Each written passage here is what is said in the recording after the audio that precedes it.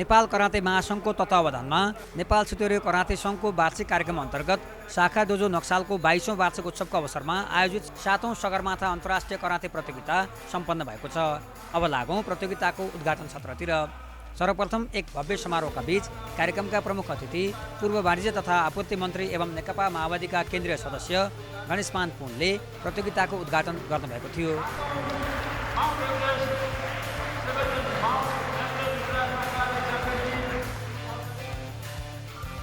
यसैबीच समारोहलाई सम्बोधन गर्दै पूर्व मन्त्री पुनले नेपाली खेलकुद क्षेत्रलाई पर्यटन खेलकुदको रूपमा विकास गर्दै लानुपर्ने बताउनुभयो। देशमा खेलकुद पर्यटनलाई अगाडि बढाउने र वास्तवमा भन्दाखेरि एउटा सक्षम नागरिक कसरी बनाउन सकिन्छ, एउटा चाहिँ 21औं शताब्दीमा अहिले सबैसँग प्रतिस्पर्धा गर्न सक्ने नागरिक निर्माण गर्ने गरी यो खेलकुदले भूमिका खेल्छ र यो कराटे वास्तवमा एउटा चाहिँ व्यक्तिसँग सबैसँग वास्तवमा एउटा ठुलो शिक्षाको विधा पनि हो। यो कराटे भनेको मार्शल आर्ट जसलाई वास्तवमा मान्छेहरूले चाहिँ मान्छेहरूको जीवन र मृत्युको सम्बन्धीको एउटा महत्त्वपूर्ण विधा हो र यसले चाहिँ यो देशको विकास गर्ने कुरा, खेलाडीको विकास गर्ने कुरा, जनताको विकास गर्ने कुरा, स्वास्थ्यमा चाहिँ यसले चाहिँ प्रवर्धन गर्ने कुरा र यति बेला महामारीलाई पनि जित्ने गरी एउटा सन्देश दिने कुरा छ। त्यसैगरी कार्यक्रमका संयोजक एवं नेपाल छुट्याउने कराते सङ्घका सचिव तथा प्रवक्ता गजेन्द्र बहादुर खपाङ्गेले लामो समयदेखि बन्दाबन्दै अवस्थामा बस्नु परेको बाध्यात्मक परिस्थितिका कारण खेलाडीहरूमा उत्पन्न हुन सक्ने नकारात्मक सोचलाई परास्त गर्न यो कार्यक्रमले विशेष सहयोग पुर्याउने उल्लेख गर्नुभयो।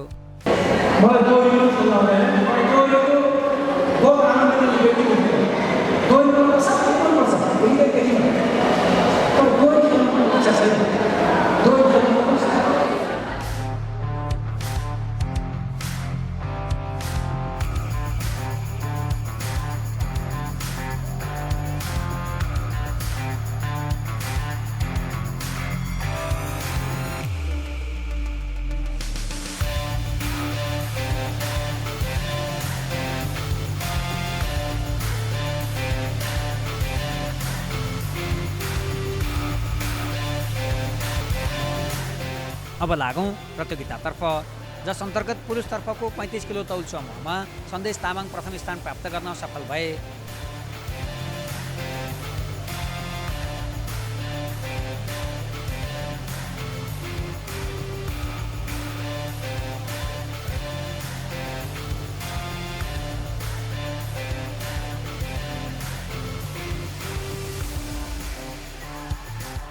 त्यसैगरी रोजना अधिकारी दोस्रो स्थान प्राप्त गर्न सफल हुँदा प्रसन्न दाहाल र वीरेन्द्र बोहराले संयुक्त रूपमा तृतीय स्थान प्राप्त गरे।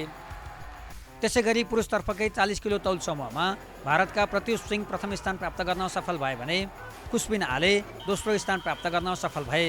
त्यसैगरी अङ्कित हुमागाई र दीप राणा मगरले संयुक्त रूपमा तृतीय स्थान प्राप्त गरे। त्यस्तै 45 किलो तौल समूहमा सुभाष परियारले प्रथम स्थान प्राप्त गरे। सोही विधामा राजेन्द्र पाखरिन दोस्रो स्थान प्राप्त गर्न सफल हुँदा पाल्दे स्याङ्बोले तेस्रो स्थान प्राप्त गरे।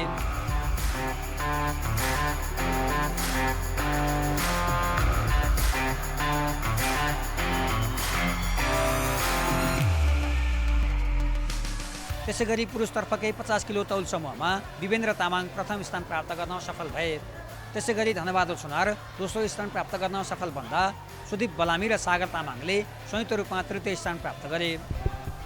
अर्कोतर्फ 55 किलो तौल समूहमा सुबिन खत्रीले प्रथम स्थान प्राप्त गरे। सोही विधामा विप्लव खड्का दोस्रो स्थान प्राप्त गर्न सफल भन्दा गणेश चौधरी र निरज नाथ संयुक्त रूपमा तृतीय स्थान प्राप्त गर्न सफल भए।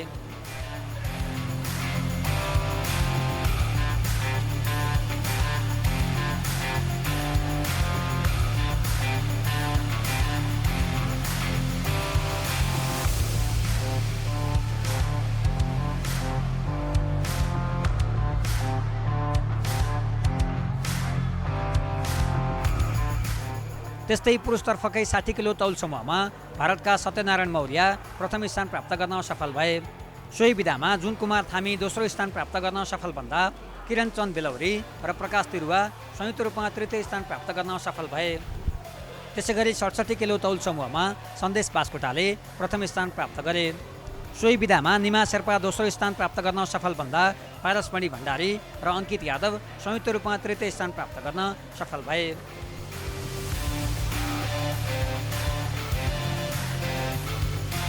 त्यसै गरी 75 किलो तौल समूहमा भारतका हिमांशु यादव प्रथम स्थान प्राप्त गर्न सफल भन्दा सुनिल कुमारले दोस्रो स्थान प्राप्त गरे।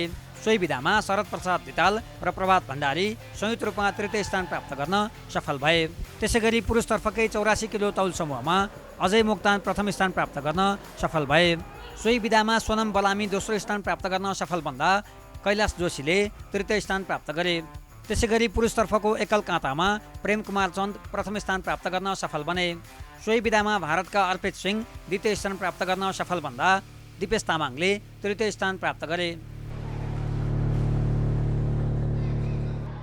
अब लागौँ महिला विधातर्फ, जस अन्तर्गत 35 किलो तौल समूहमा सृजन तामाङ प्रथम स्थान प्राप्त गर्न सफल भइन् भने प्रतिका कुवरले दोस्रो स्थान प्राप्त गरिन्। त्यसै गरी प्रकृति विष्ट र पुनम भारती संयुक्त रूपमा तृतीय स्थान प्राप्त गर्न सफल बने।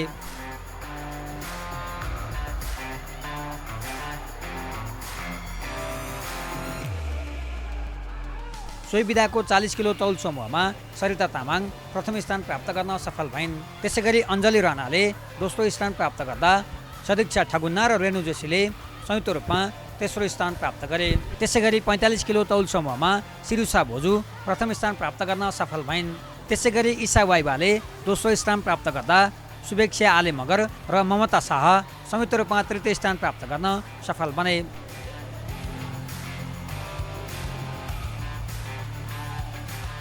त्यसै गरी 50 किलो तौल समूहमा मोनिका तामाङ प्रथम स्थान प्राप्त गर्न सफल भइन्। त्यसै गरी अनुष्का रावलले दोस्रो स्थान प्राप्त गर्दा विभूषा तामाङ तेस्रो स्थान प्राप्त गर्न सफल भइन्। यसै गरी महिला विधाकै 55 किलो तौल समूहमा रमिता माझी प्रथम स्थान प्राप्त गर्न सफल बनिन्। त्यसै गरी अस्मिता लामाले दोस्रो स्थान प्राप्त गर्दा कमलेश्वरी राणा र निशा राई संयुक्त रूपमा तृतीय स्थान प्राप्त गर्न सफल बने।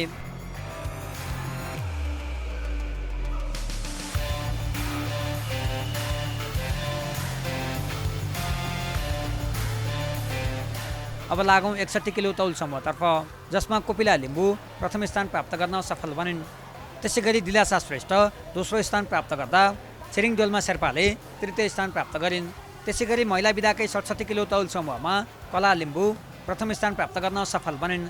त्यसै गरी रमिता श्रेष्ठ दोस्रो स्थान प्राप्त गर्न सफल बनिन्। अर्कोतर्फ 68 किलो तौल समूहमा अस्मिता प्रजा प्रथम स्थान प्राप्त गर्न सफल बनिन्। त्यसै गरी सरिता तामाङ दोस्रो स्थान प्राप्त गर्न सफल भन्दा करुणा कुवर र प्रमिला खपाङ्गी संयुक्त रूपमा तृतीय स्थान प्राप्त गर्न सफल बने।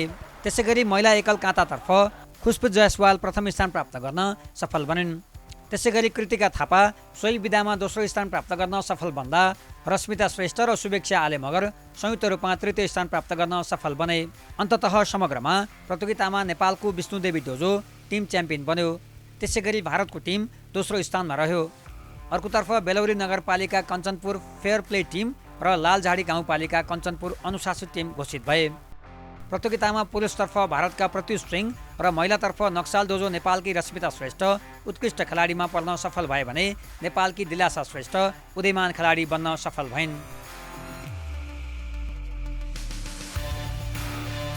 यसैबीच कार्यक्रम समापनका अवसरमा विजयी टिम तथा खेलाडीहरूलाई समापन समारोहका प्रमुख अतिथि राष्ट्रिय खेलकुद परिषदका सदस्य सचिव रमेश कुमार छिलवाल, राखेपो बोर्ड सदस्य पुरेन्द्र लाखे लगायतले संयुक्त रूपमा पुरस्कार वितरण गर्नुभयो। सोही कार्यक्रममा खेलकुद क्षेत्रमा विशिष्ट योगदान पुर्याए बापत करातेका राजेन्द्र छेत्री, टेक्वान्डोका प्रशिक्षक मनोज खड्की, सोतोकान करातेका निवास गोपाल वैद्य, करातेका अन्तर्राष्ट्रिय निर्णायक राजेन्द्र कपाली, करातेका राष्ट्रिय निर्णायक बद्री कुमार खत्री, नक्साल डोजोका संस्थापक सदस्य प्रमिला खपाङ्गी र सोमपाल बलामी, राष्ट्रिय तथा अन्तर्राष्ट्रिय खेलाडीहरूमा रश्मिता श्रेष्ठ, सोनम बलामी, आकाश पाल, उमेश गुरुङ र दिलासा श्रेष्ठलाई सम्मान पत्रद्वारा अभिनन्दित गरियो।